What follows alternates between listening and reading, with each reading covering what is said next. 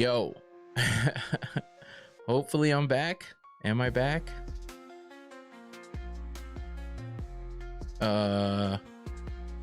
Hopefully I'm back. I lost power. So hopefully everybody comes back. That sucked. Damn it. I'm trying to see how I can even. Okay. I think I'm back. Hopefully everybody comes back. That kind of sucked. We had a good thing going there for a minute, and then it went crazy, and it got super hot in here because the fan turned off, everything turned off. Oh, yo, okay, I'm good. I'm back. Holy shit. I didn't know, were you guys there the whole time? I don't think so, because I had to restart everything. That was fucking nuts. But yeah, everything, my power blinked out like crazy. Everything was flashing, all kinds of stuff was going nuts. I'm trying to make sure everything is back up and running. I think we're good. Right in the middle of the breakdown. That sucked. Anyway, yeah, hopefully everybody comes back. Holy shit, there was a lot going on there, man. A lot of bright lights flashing in my eyes. That kind of got me good. All right, cool. So yeah, this one's gonna be broken up. That kind of sucks. But I, for my recordings, I keep them all, so we'll see. I get it out to Spotify as well, so when I put it out to Spotify, this means I'm gonna have to edit this video because it's just gonna be a whole bunch of me saying, oh shit, oh fuck. There was a lot of fuck. There was a whole lot of that going on while the stream was down.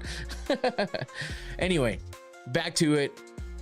Now that everything's just all jacked up, man, I get out of the rhythm. What up, Tyler Betts? Thanks for coming back, man.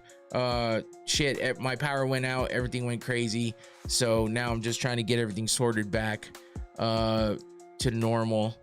And yeah. Anyway, BSD versus Paddy Pimblett.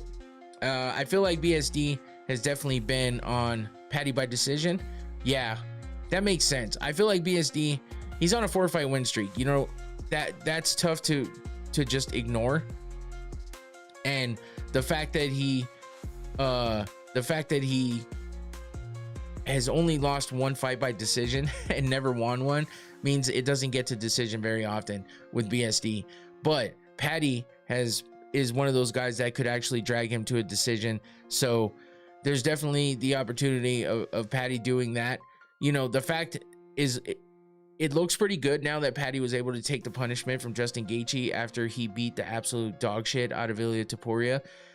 And Paddy was able to stay, on his feet and not have to quit on the stool or get TKO'd. Not that I blame Ilia for any of that, but what I will say is it just shows and proves how tough Paddy is, for Justin to be able to beat him up like that throughout the entire fight and survive. So we've seen BSD get massive, wins by knockout and other ways, but he's got 11 submission wins. He's never lost by submission, but Paddy has 11 wins by submission. So we've seen BSD get knockout wins. We've seen him get a lot of submissions, and and it's usually an exciting fight when it comes to BSD. And he was on a huge roll for a minute, and he's back to being on a 4-fight win streak. His streak before was at 5, so he's almost made up for it and gotten back to it after losing a couple times to Dustin Poirier and Renato Moicano, which are tough opponents. Crazy Benoit was 25 in his debut. Yeah, I mean, he looks like he's fucking 40, not 30. But yeah, in his 4-fight win streak, he beat Kyle Prepelic, Mauricio Hufi, Beneil Dariush, and Dan Hooker. I mean, he absolutely just wrecked Beneil Dariush, who just looked horrible in that last fight. But he also TKO'd Dan Hooker, which is a feat of its own as well. He got a bonus for his win over Dariush and a bonus for his win over Hufi. So 2 submission wins and 2 TKO wins in his past 4 fights on this 4-fight win streak, the last 2 being TKOs. But I feel like if Justin wasn't able to TKO Paddy, I don't know that BSD will. So it's an interesting one. UK parlay goes hard. Paddy Loner and Luke Riley. Yeah, and that's not bad. That's not a bad parlay, actually. Yeah, shit, bet on that. See what you get with that one. Tyler bets, though. I mean, obviously he bets, so we'll see how well you do on that one. I might have to take that one myself. But with Paddy and BSD, yeah, I mean, I feel like Paddy is on that level where BSD crumbles at. I feel like a little bit. I mean, while he's beat Mauricio Hoofy and Dan Hooker, Beneil Dariush as being, you know, he lost to Moicano, who wasn't at the level of Poirier, but he also lost to Poirier. And I feel like Paddy's in that level of Poirier and Moicano, where, you know, he's that type of fighter, has a lot of hype around him and can definitely do some damage. So I feel like Paddy has a slight edge in this one, but BSD can come out of nowhere with his submissions or his TKOs. He mixes it up well, and he's able to do it all. So it's definitely kind of a toss-up for me, but I think I'm leaning more in the way of Paddy, just because I think that he definitely wants to overcome that loss that he just came off of. But also, you know, it's kind of tough because usually I'm like, I want to see how they bounce back from that loss. It's his first loss in the UFC to Justin Gaethje. He was on a 7-fight win streak before this. He's had so many fucking bonuses, it's crazy. Michael Chandler, King Green, Tony Ferguson, Jared Gordon, Jordan Levitt. You know, a lot of his recent fights were the ones against big names, and then he lost to Justin Gaethje, the biggest name of them all out of that entire list. And he still got a fight of the night bonus for that, by the way. So he's exciting. He puts on shows. Both these guys do, which makes it a great co-main event. The fact that they both have a lot of bonuses and they both have a lot of finishes. The Paddy bounce back is going to be vicious. I'm going all out Paddy. Couldn't tell you what around though. Yeah. No, I hear you on that one, man. I'm leaning in the Paddy direction as well, but I think BSD is dangerous enough to make it a little bit worrisome. So I feel like he's kind of a new man since you know, getting those couple losses. And he's just been on a roll, so it's going to be tough, but he has a tough opponent in front of him, so Paddy has a good chance to get the win as well. And that brings us over to the main event after the, you know, after the short intermission of that sucked, man. You know, that's the problem where I live, is we get monsoons and they just come out of nowhere and they just happen, and it's kind of stupid because the power almost always goes out, and it's never for long. Thankfully, there's been times where it's gone out for a long time, but thankfully it's not always.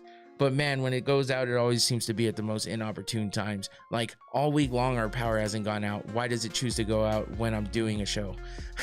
Like, that's the annoying fucking part. So anyway, that's just me griping about the weather. I don't mind the rain, but it's annoying when it does something like get in the way of the show. So Conor by knockout in the first minute. Damn, no faith in Max, huh? I don't see it that way. I'm rooting for Max. I know that Conor is dangerous. I know that if he shows up as the Conor of old, it's gonna be a fight. But I feel like Max doesn't back down, and a lot of people are just counting him out because of him losing to Ilya and then losing to Oliveira the way he did. But I feel like Ilya's a different type of dude, and I don't think McGregor's on that level anymore. The McGregor of old, I would say yes. The McGregor of now, I don't know that anybody truly knows what's going to happen. I don't know if anybody truly knows what could actually be, you know, the outcome of this. So for me, it's too much of a toss-up. So I'm going to go with my heart instead of my head, and because my head is torn, and I'm going to go with Max. And that's because I've been a Max fan for a long time. And as much as I give props to McGregor for changing things up and changing his lifestyle and dedicating himself back to fighting and combat, you know, he's done things in the past still, and I'm not going to hold that against him when it comes to deciding whether or not I want him to win or lose. But I'm just saying, in the overall perspective of things, they're both great fighters. So when I think about a little bit past that, I just respect Max a little bit more, and I've been a fan of Max for a long time too. So loyalty in my case goes in that direction because I haven't always been a big Conor McGregor fan. The leprechauns have foreseen that Conor wins. And you know, people blindly go for McGregor because of who he was. I don't see any of you being that way because you guys all seem to have enough knowledge to make an educated decision. But it's only annoying for the simple fact that all of the casuals are just like, oh, Conor McGregor's, well, he's definitely winning. You know what I mean? So don't forget to re-like the stream, fam. Oh yeah, for sure. Please do that. Thank you, Xavier. I appreciate that. Yeah, go and like this video as well. It kind of sucks. That's why it sucks. I lose the viewers on the video. Even though people still go back to both of them, they won't catch the whole thing. So let's hope that, you know, people are smart enough to pay attention to the fact that it was broken up. I'll try to put it in somewhere to be seen as well, just to make sure. But I'm glad you guys came back, man. I appreciate that as well. That shows me a lot too, that you guys are interested in the show and want to keep watching. So I appreciate it. With an interruption like that, it sucks. As a casual, I bet my house on Conor.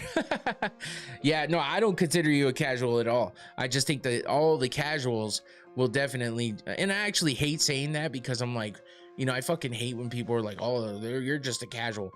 But, you know, it's the only way I can really describe at the moment. Like, the run-of-the-mill people that don't follow MMA all the time, it's really the definition of a casual. That don't follow, you know, MMA all the time until something big is happening. And, you know, it's the same thing with like FIFA right now with the World Cup. Nobody gives a shit about soccer or football until the World Cup happens, and then all of a sudden you're all about fucking soccer, and it's like, you know, where were you at every other year? But I also, it's a big event, so I can't be that down on it. And I've enjoyed watching some games here and there too, and I never watch soccer, so it is what it is. You know what I'm saying? I'm stoned and I'm cooking dinner, so I got lost for a second. Like, what the hell happened? What happened with what? With the show, I lost power. I lost power at my house because we get monsoons over here and it fucking happens at the wrong time. So yeah, I had to restart the stream, unfortunately, because it just didn't hold. It didn't come back fast enough. It wasn't just a blip, it was a full-on outage. So unfortunately I had to redo it. But yeah, that's why I had to restart the stream. But thanks for looking out and telling everybody to re-like it, because I forgot to say that too. So but yeah, we got Conor versus Max. You know, this is the main event. I'm a casual and I'm going for Holloway because I will almost always go for the underdog. Yeah, I mean, that's a good point there, Magix. and when it comes down to it, you know, that's why I don't like saying the casual thing either, because I understand that, you know, people aren't gonna fucking follow it religiously like I do, and that's okay, because I don't follow things religiously like basketball or baseball, even though I wear baseball hats all the time. Not today, I'm wearing a Cats hat today, which I think is pretty sick. But you know, the casual thing, I kind of fucking hate it. Like, I hate that I even said it, but it really is sometimes the only way to stream pros. Oh, Junior. Oh no, I lost power, so hopefully it didn't freeze again, did it? No, we're good. Oh no, I got it. Okay, yeah. Dana was being sarcastic with the yes. He didn't mean the yes. Dana was more sarcastic than usual. Oh, I think those were from earlier, huh? Oh, I guess the chat on the screen hasn't caught up. That sucks. Okay, well, anyway, I just saw the chat on the screen. I didn't realize it wasn't up to date. I'm getting more excited for this fight. Oh, thanks for coming back, 10-7, by the way. Appreciate you. But yeah, I am too, man. And that's the thing, is like, of course, it's going to bring a lot more eyes to the stream because, you know, Conor McGregor, I mean, to the fight, because Conor McGregor's fighting, right? And I heard Shop saying this earlier too, which I do. I listen to all these MMA podcasts, so sometimes I reference it, and I'd rather say it than just act like it's my thought. But he said earlier that, you know, people are using Conor that don't even care about Conor, talk shit about Conor. You know, a bunch of casual phobes in the chat. You know, he said that, you know, people use Conor for the clicks and blah blah blah, but So, hey, what's up, Al? Welcome back. Super casual. Shit. See, this is why I don't like saying casual, because people people take it personally, or maybe not you, but I'm just saying people like make a thing about it, but it's okay. It's all right. I'm just saying it because sometimes the word casual isn't the only way to describe someone who doesn't follow something fanatically. 100%. What do you mean welcome back? This is my first time? No, it's not. I know you. I know who you are. Suspiciously casual. By the way, my mom asked me who the girl was in the chat that said hi to her, and Al, it was definitely you, because you still got that same picture. So you didn't catch me because I recognized the picture. Either that, or maybe I'm just not seeing it right, and maybe it's a different Asian woman, but it's definitely an Asian woman. But yeah, my mom was like, who's that girl talking or saying hi to me on oh wait, shit, forgot to change the pic. I was like, that's not a girl, Mom. I don't think that's a girl. That's the guy that tries to get me all the time with his creative names. Anyway, yeah. Anyway,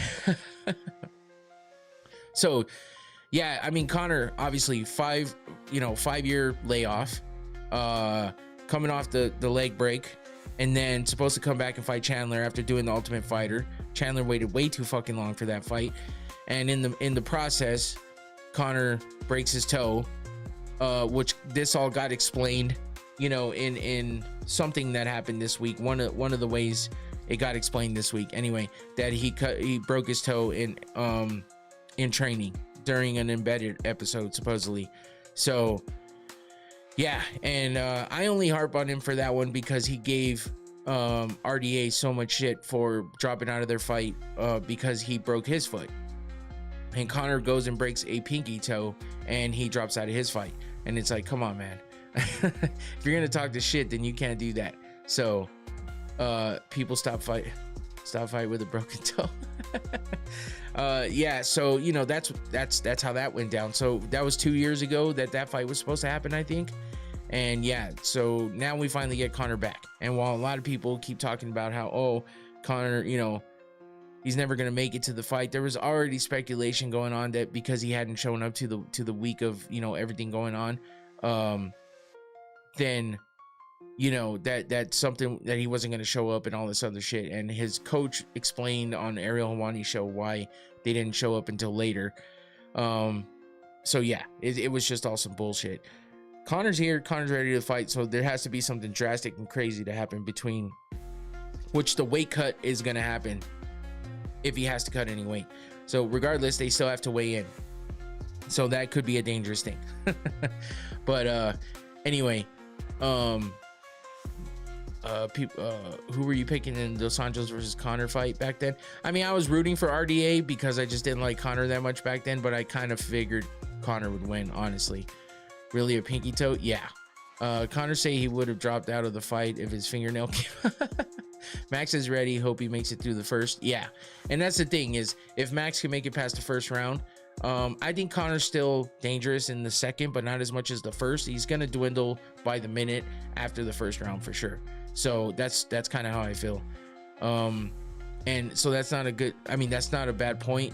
Just making it through the first, and he can just work from there.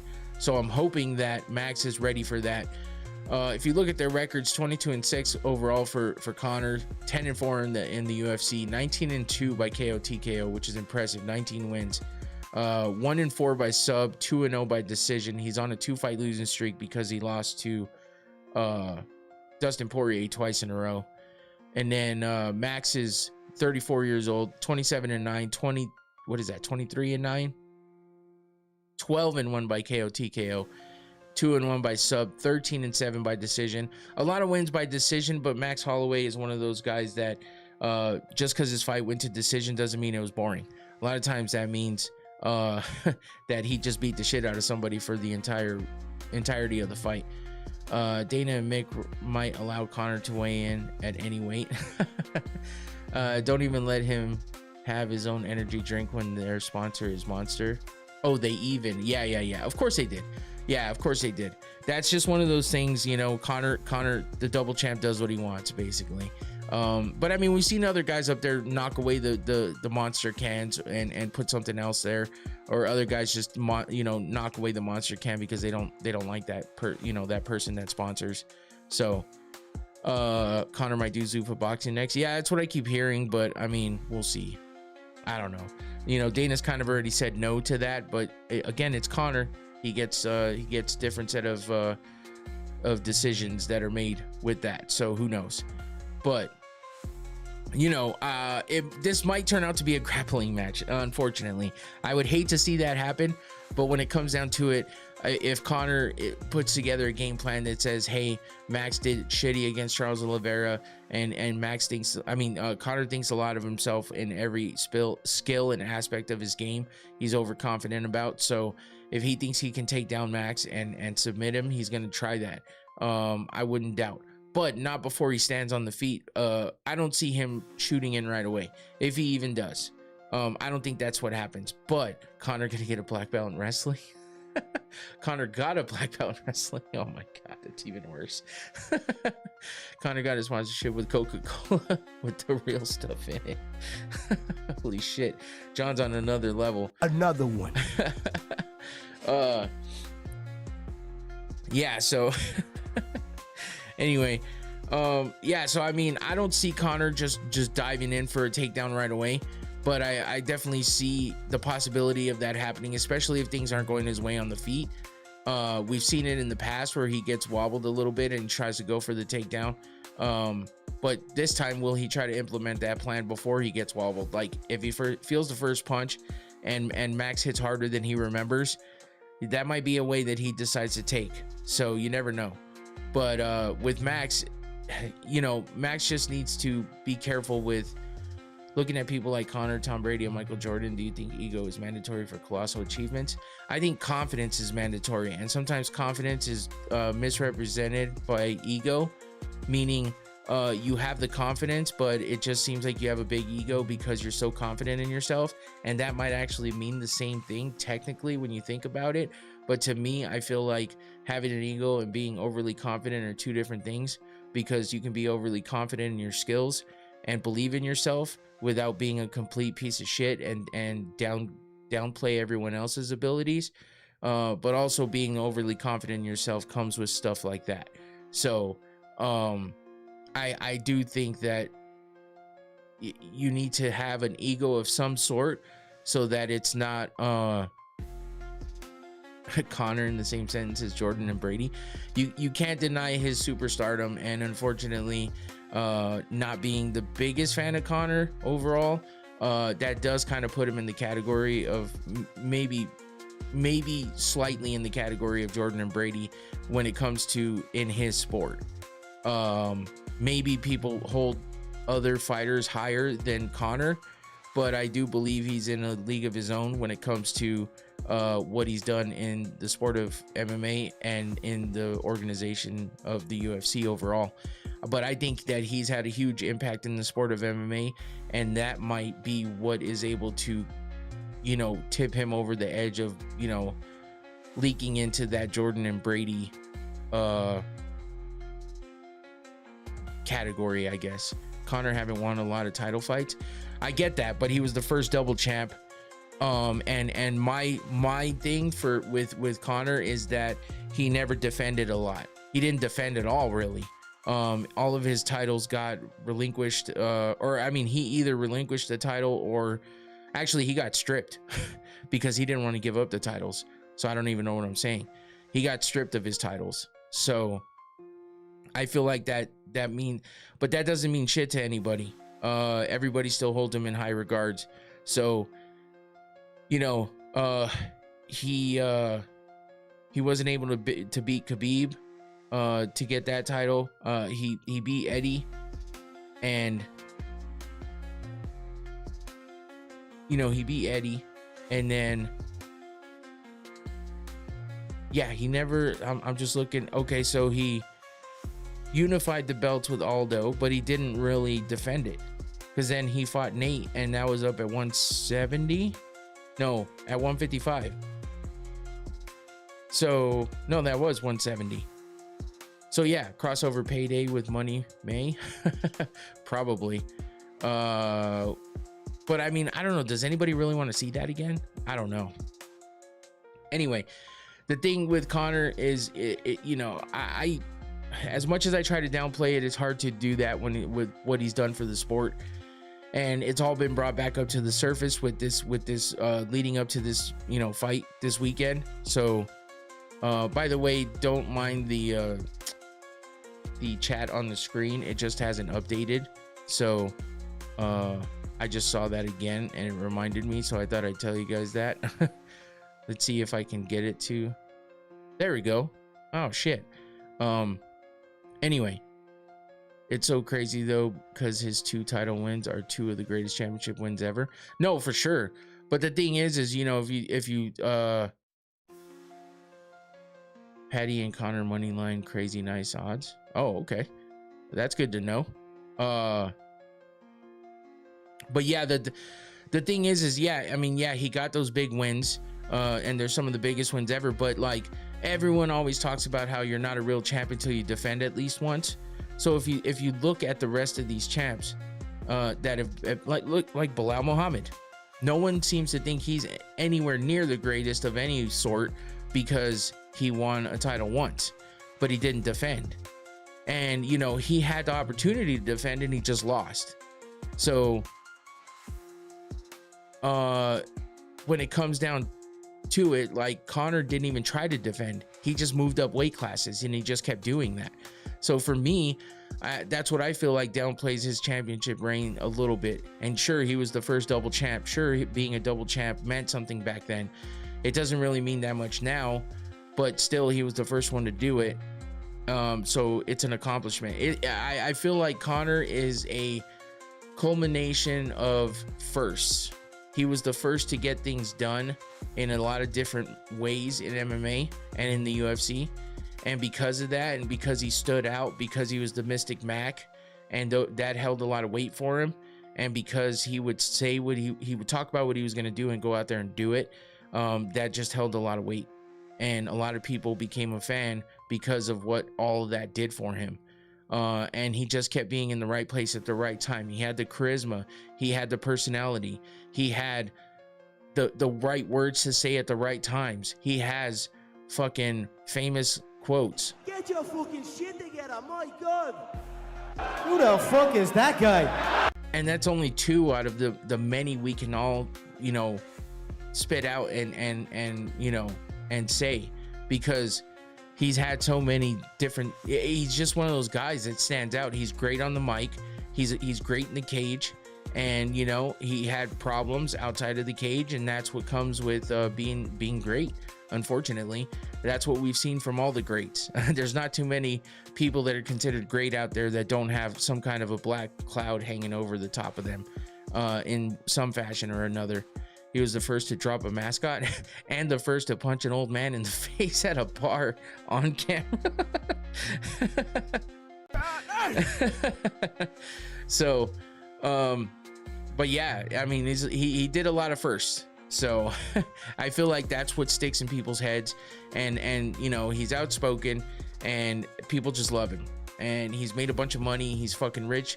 He came from nothing, eating blueberries on Ariel Helwani's show, talking about how he's going to be great one day, and you look back at that and you're just like, holy shit, look where he's at, look what he's done. And even though he hasn't been in the fight game for 5 years, you still got to give him some of that credit. Only thing that I'm questioning on Conor is his cardio. We all know Max cardio is not bad, but being 170 on Max, see how he moves. He looked fast in some of the videos I've seen recently. There was a picture floating around of him looking fat. Apparently that wasn't legit. I've seen like several different variations of that photo, whether it be him being fatter or the fattest. He was the first to lose to Jake Gyllenhaal. Yeah. But there was just so many things. There's so many things being put out there about Max, and I think that that's just closer to the weight that he walks around at. And while they don't normally fight at that kind of a weight, that just means that, you know, I heard his nutritionist saying he was still gonna have to cut weight. And that might not be a great thing, but I think he's gonna have to cut weight just to be right on. I don't think he's gonna have to cut weight to just really get down to a certain level, because he's got to be around that size right now walking around. But who knows? And on top of all that, just because Conor's fought at 170 before and Max hasn't is why people are making such a big deal about it. Conor came from the same weight class that Holloway came from.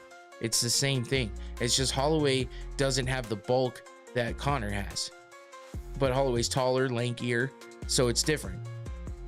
So I don't know, man. I just think that I don't know that the weight is really going to be a big deal unless it takes away from any of the power that Max has. It might give him more power. I hear he 280 right now. Yeah, so fuck with the interruption and shit, man.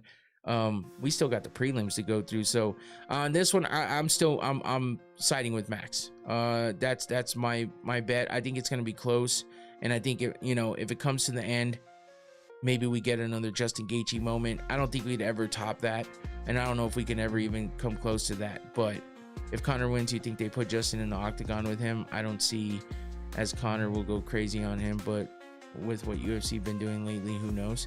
No, I don't think they put him in there with him, because I don't know that Conor is dead set on going back down to 155. So unless they're absolutely sure that Conor's going to do that, I don't know that they would do that to Conor. So, and unless he asks for it. But you never know. Maybe in the moment he decides, oh, I'll make the cut one more time and go down to 155, but I don't know. So it'd be interesting to find out. I guess we'll have to wait and see. And don't forget to be here on this same channel when the main card starts on Saturday to be able to listen to our commentary and hear our live reactions as we watch the fights, and you can watch it along with us. 170 BMF belt, that would be dope. But I don't know that anybody cares to have more than one BMF belt. It definitely needs to move along from where it is right now, though, unless Oliveira's going to start fighting like a BMF, that we're used to.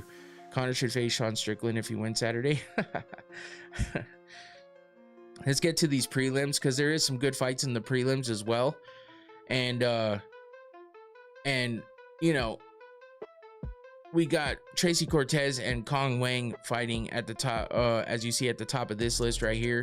But they're fighting in the prelims. We finally got some more women fights going on. Let me get my my notes up here real quick. Alessandro Costa versus Cody Durden in the first fight of the night. Costa's 16-5, Durden's 18-10.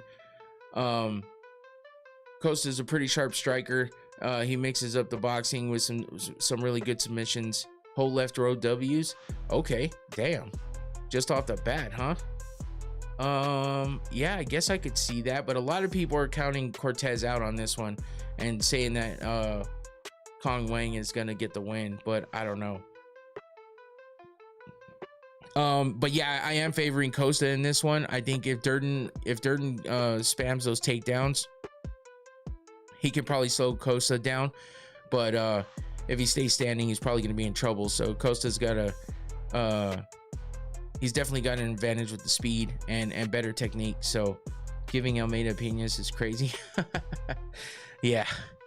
Next up, we have Ryan Gondra versus Zach Reese. Reese is an explosive finisher. He's got some good knockout power, and he's aggressive. And he doesn't really go to the judges much, but Gondra's he's pretty durable. Yeah, he's kind of looking to get a big win, one of the biggest wins of his career with this fight over Reese. And he's probably going to try to drag him into deeper waters and stay away from the dangerous early on, aggressiveness of Reese. Tracy not the same mentally. The Alex breakup really hurt her. It's like, yo, these dudes also work insanely hard to earn that confidence as well. Yeah, are you going back to what we were talking about earlier?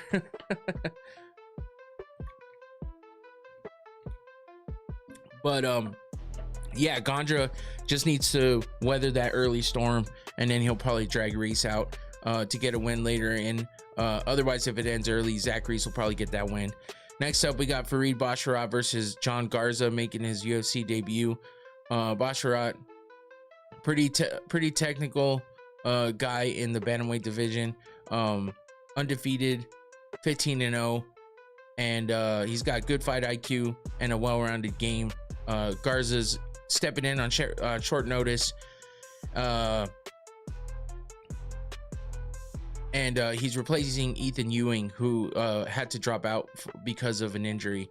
So yeah, it's kind of an unexpected step in here for him. Garza's 6-1 though, and Basharat, 15-0. It's going to be a tough one, but on a short notice, you never know what's going to happen, or if the guy subbing in is the unknown. So he could do something like take a note from somebody out of nowhere.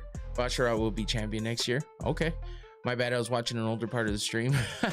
That's a good point though. I kind of figured that just by what you were saying. So yeah, my buddy tried to talk me into Reese. We will see. Gondra KO in first. Yeah, I don't know. I think Reese is tough enough to get through the first, but I mean, you never know. It's kind of a toss-up, really.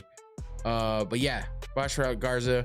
Then you got Piñas versus Damian Piñas versus Cesar Almeida. Almeida didn't look good in his last one, but Piñas he's an aggressive finisher. Kickboxing is what Almeida's good with. He's got some clean striking, and if it stays on the feet, there's going to be some good exchanges between these two. Can Piñas pressure Almeida before the Brazilian kind of gets him first, basically? So if Almeida catches Piñas first, that might be how that ends. Otherwise, Piñas might be able to take the fight and take over the fight and work Almeida. That's probably going to be more like what happens. Anyone who beat Poatan is dangerous. Yeah, 100%. Next, we got Tracy Cortez versus Wang Kong. And Tracy, like I was talking about earlier, changed camps. She's now living in Mexico City and training out of there. So she's taking her first fight with the new camp. Wang Kong, she's a pure striker, pretty legitimate knockout power as well. But we've seen her lose in the past. So Tracy Cortez, one of the higher level girls in the division, and she's 12-3 overall. Wang Kong's only 9-1, only has that one loss. Cortez has only lost twice though, to Aaron Blanchfield, which was her last fight, and then Rose Namajunas, which was a couple fights ago. She's been on a win-loss type of streak, but her losses are only to high level girls. But I think Kong can be considered a higher level opponent. Maybe not as high as Rose or Aaron Blanchfield, but definitely a higher level opponent. She's on a 3-fight win streak, all by decision. She beat Bruna Brazil, Ariana Lipski, and Eduarda Mora, but she had trouble with her weight in the last fight. So we'll see how that goes this time. And I think Tracy's gonna give her a tough fight though. I'm definitely leaning towards Tracy for sure. So that brings us to the last 4 fights on the prelims, which are exciting. Luke Riley versus Kai Kamaka. Kai Kamaka, was out of the UFC for a while, came back, got a win, and now he's fighting Luke Riley, who's looked pretty polished in his last fights. He's 13-0. Kamaka, he's fought higher level, competition, I feel like, but he's been in some good striking battles in the past, and he's high paced, so it feels like pretty good, like more of a veteran type guy. Maybe not a veteran, but more experienced guy as opposed to the undefeated younger guy. I feel like it could be a really good fight, but probably leaning towards Riley in this one. Next up, we got Cody Garbrandt versus Adrian Yanez. Tracy 2 takedowns wins fight. Kong shite TK defense. Oh, got you. Yeah, that's true. I mean, Tracy's definitely better with the takedowns, and she could probably control. So that would probably be a good way for her to get down. And she's got decent submissions. So, but yeah, I'm leaning more towards Luke Riley in that one. Cody Garbrandt versus Yanez. That one's a little tough, man. Tough for Garbrandt. I think Yanez is one of those guys that, he's got really good boxing and good combinations, and he's got finishing ability. And we've seen Garbrandt go down quite a few times and get knocked out. I feel like there's a potential fight of the night here, because if Garbrandt is in the right state of mind and in the right shape, he could definitely get put up a good fight against Yanez, especially with the experience that he's had in the past, but being a former champion and everything.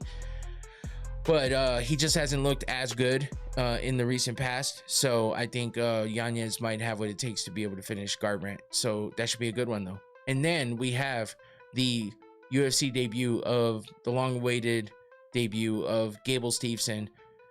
He's fighting Elisha Ellison, which is a goddamn shame because Steveson might only be 3-0 in the UFC, but he's won in emphatic ways with all three opponents in MMA that he's fought in the past, plus the dirty boxing fight that he's had. He's gotten big wins and big finishes. None of them have really been at the level of a UFC like style fighter, or I'm saying a UFC level fighter. Elisha Ellison, though, he's not the best. He doesn't have the best takedown defense. He isn't the best with avoiding those takedowns, and I think this is just a great just offer up to Gable to make his UFC debut and be successful. But you know what? I'll give Elisha the benefit of the doubt and say, hey, he could pull off one of the biggest, upset wins because Steveson is a stupid favorite right now. Like stupid. Minus 3,000 it says on Tapology to a plus 1,200. Elisha Ellison is plus 1,200, which is absolutely insane. He's 0-1 in the UFC. He lost to Brando Pericic by TKO in the first round. And if Steveson comes out with the crazy, precise hands that he's had in the past, he could finish a fight just as quickly. And that might be what we see here. Or he will take Elisha Ellison down quickly and ground and pound him out. I think first round finish regardless. I don't see Gable making it last longer than that, and if it does, he's gonna finish him in the second round. He'll tire him out by the end of the first for sure, but I don't see this getting out of the first, and I think Gable's gonna get a win quickly if he does anything like we've seen in the past. So, and then we have at the top right before we get to that main card, Nikita Krylov versus Robert Whittaker. Went minus 4,000 plus 1,500. God damn, that's insane. I don't know where those odds are coming from, but that's nuts. Holy shit. Yeah, I can't even get over that. And this will be one of the biggest upsets ever if Elisha Ellison gets the best of Gable Steveson. Holy shit.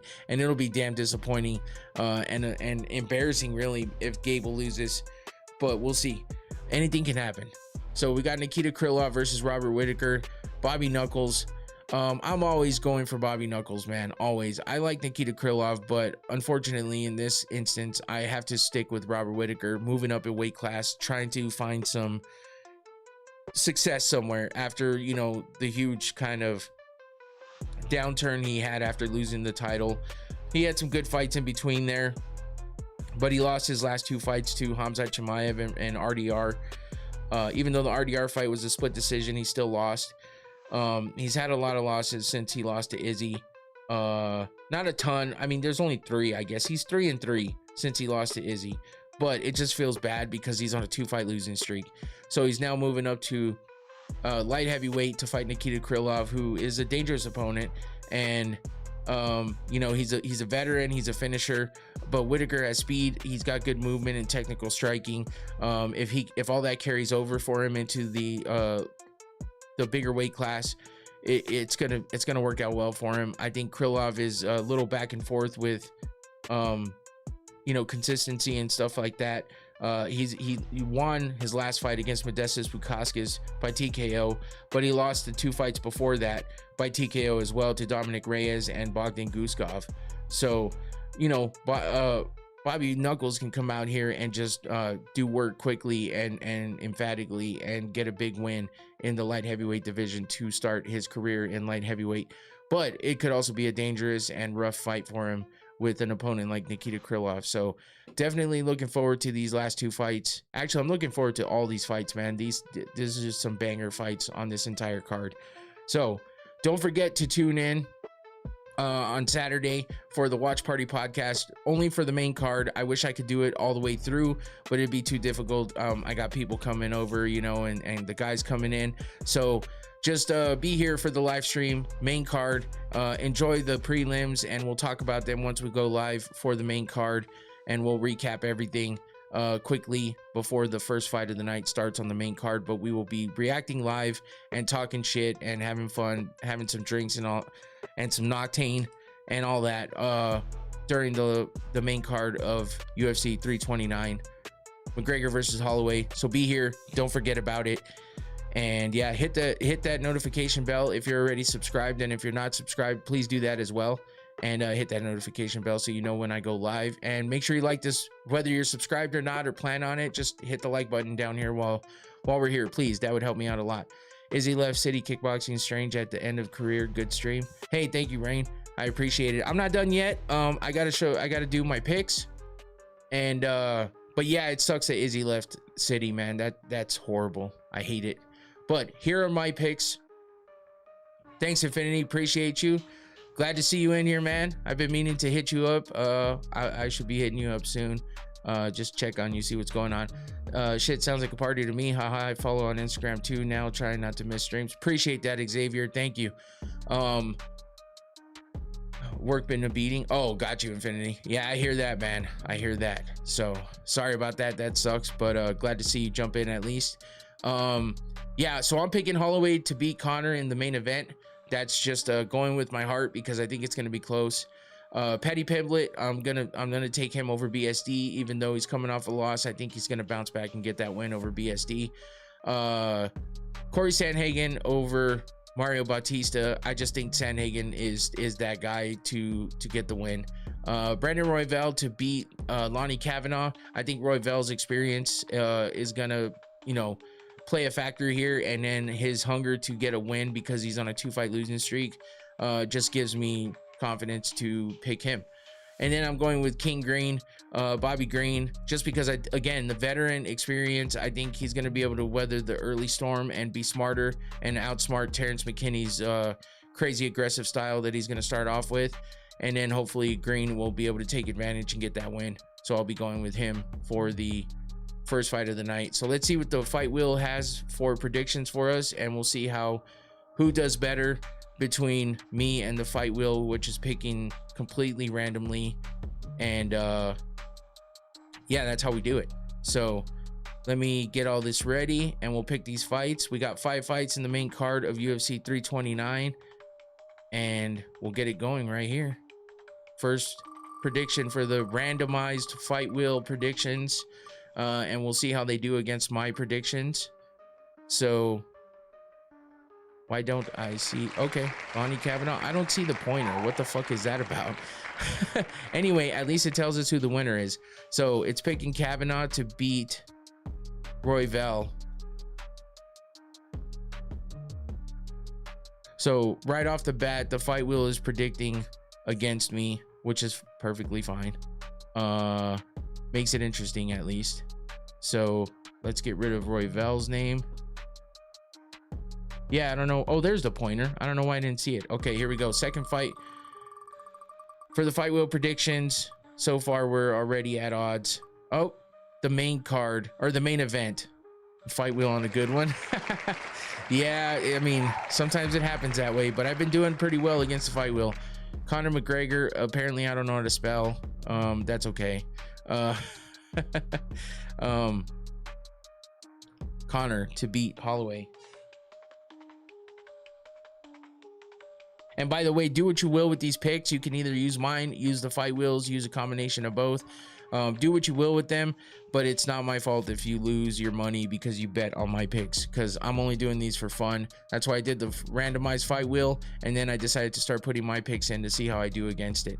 Yeah, the wheel took McGregor. Yep. So let's see. We got 3 more fights left. 2 fights down. Already completely at odds.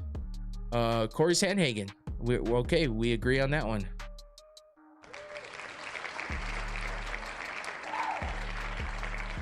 All right. So we agree on Sandhagen to beat Bautista. So let me get rid of that name. And then we got 2 fights left. running late today, but that's because we've had interruptions and shit, so that kind of sucks. But oh, Paddy Pimblett, so we agree on that one too.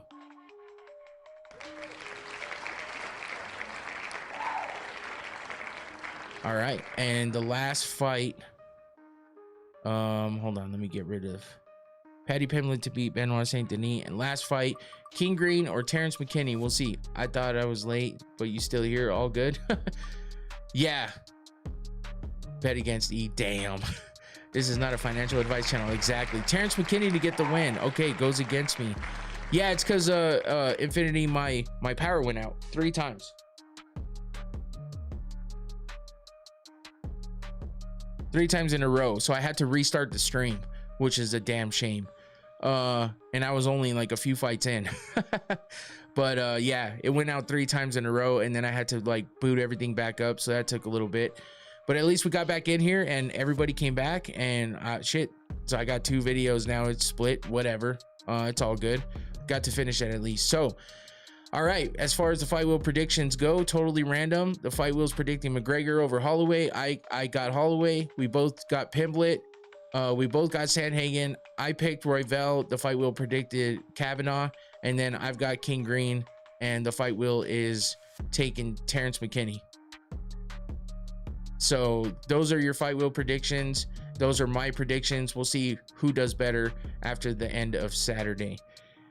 So yeah, don't forget about the watch party happening on Saturday for the main card. Let me put that up here real quick one more time, just so you guys remember. Watch party live for the main card happening on Saturday, 6 p.m. Arizona time. Whenever the main card goes live, we go live. Oh shit, I did it again. I gotta fix that button. So yeah, and there it is on the scroller as well. I put that down there. There's something new for everybody that's just jumping in. I put the little scroller at the bottom just to have some extra info going on there. So yeah, it's just a reminder to tune in for the watch party. Don't forget to like the video and make sure you subscribe if you haven't already. I appreciate you all. Thanks, Infinity. I appreciate you all for being here and supporting and coming back after the technical difficulties. I know that's annoying and it breaks up the video, which sucks, but it is what it is. Thank you all for supporting, coming back and interacting, because that's what makes the show fun.